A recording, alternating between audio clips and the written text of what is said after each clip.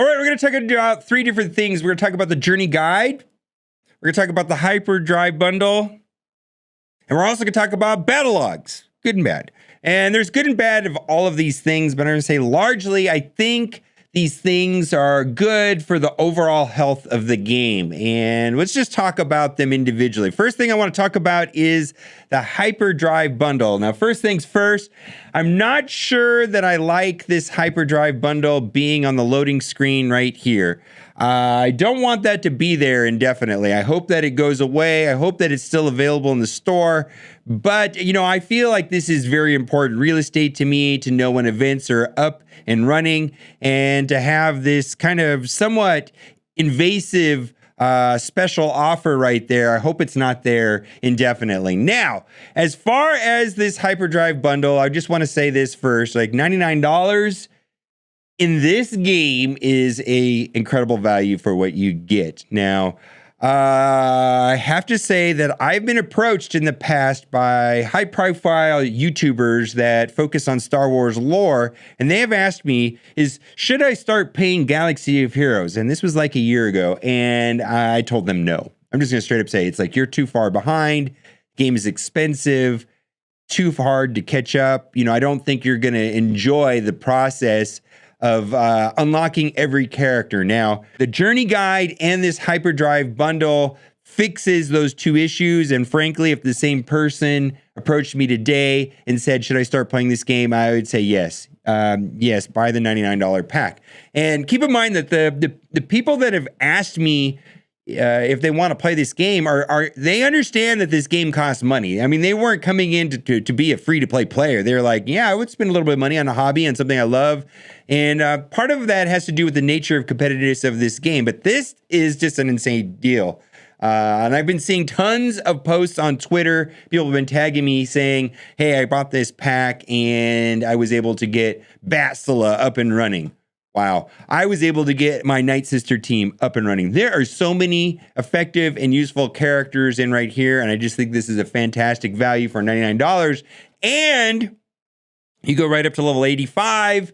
I mean, that right there is saving you 6 to 9 months. And these resources, you know, if I added them up all individually, 2,000 crystals worth more than $10.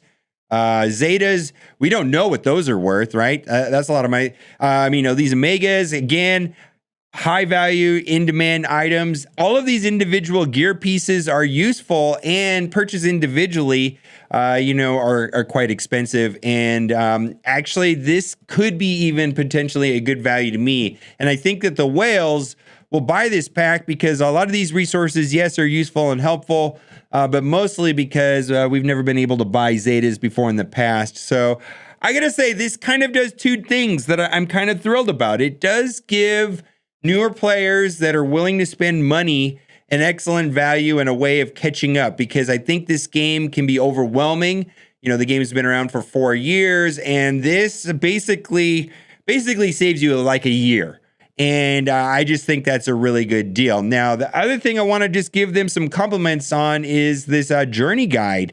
I just think this is fantastic. And plus, the game looks way better. And I don't know what's going on. This is like a MobileGamer video where I'm saying good things. But I got to give credit where credit due. Is I actually think all this stuff is good. Journey's Guide right here makes life a lot easier. And I'm going to talk about the Supreme Leader Kylo and Jedi Rey event. Yes, we get to, you know, this idea that it's going to require 15 characters. I don't know if that is true or not.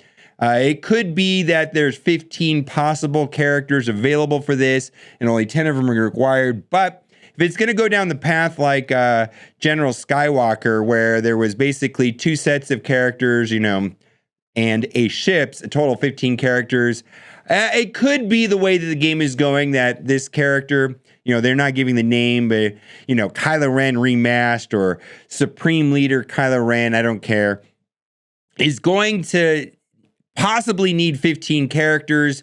I do see them going that way rather than 15 possible characters to choose from to beat the event. I really think they're going to go. And the only one that we know is that the unmasked one is required. So you can pretty much take all of your first order up. There's probably going to be a GP requirement of some kind required. And the same thing is with We're just going to call her Jedi Rey for now. We will see when the movie comes out. And I just want to say this, I'm excited about episode 9 because of The Mandalorian. I like the Mandalorian TV show. I think it's fantastic. And I'm hoping that episode 9 is a success and helps me wrap my head around episode 8.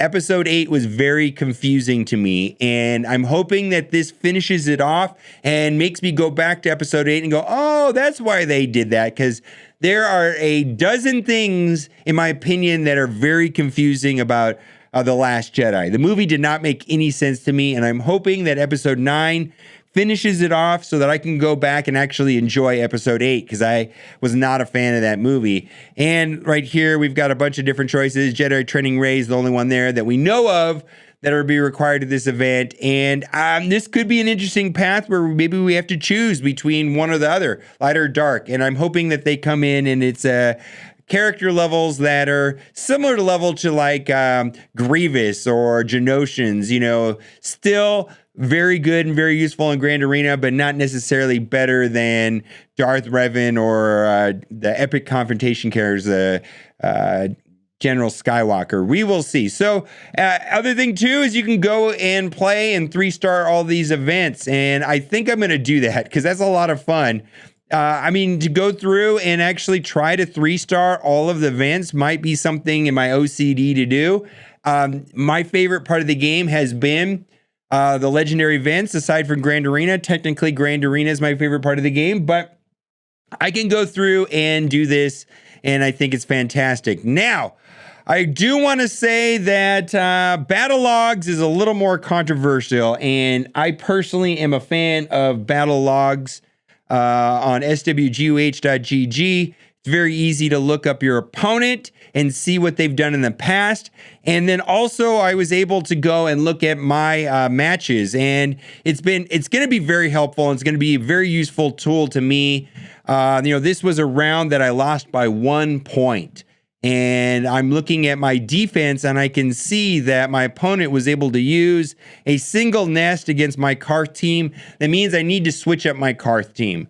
If a single nest can beat my Karth team, that's a lot of points and a lot of resources that they can use in other matches. And this information is invaluable. This is the information I needed to be a better player. Now, I'm at a disadvantage almost always because I stream my Grand Arena, but I'm unable to see how it plays out. And this is kind of a big deal. Now, there are some guilds and some people that have these top secret teams and strategies, and they're complaining about this. But, if this is going to eliminate the blatant cheaters, and there's a lot of people that are being discovered right now as cheaters, and they're going to be purged from the game, and I see this as a good thing. And I do want to say the bad about this is that this is not going to eliminate cheating.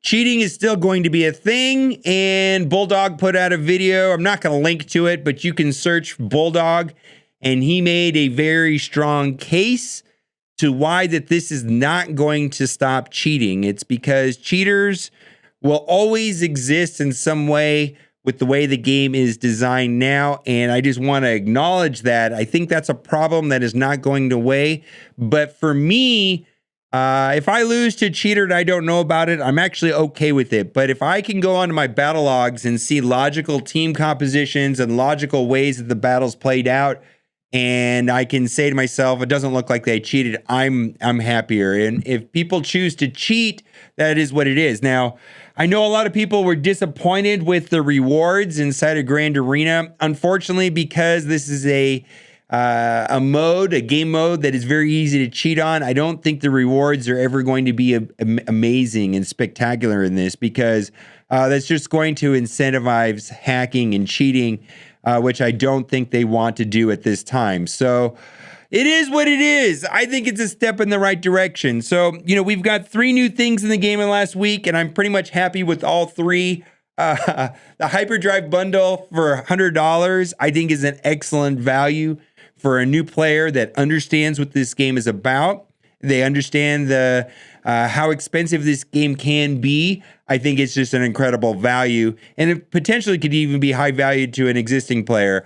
the legendary event and the legendary guide. I'm going to have fun with it myself. I mean, I'm able to go in. I'm probably going to OCD it. I probably will stream it. And I probably will go through all of them and try to see if I've 3-starred all of them. Like right there. Or maybe there's a way of 3-starring every single event. That could be fun. That is something to do because I love this game.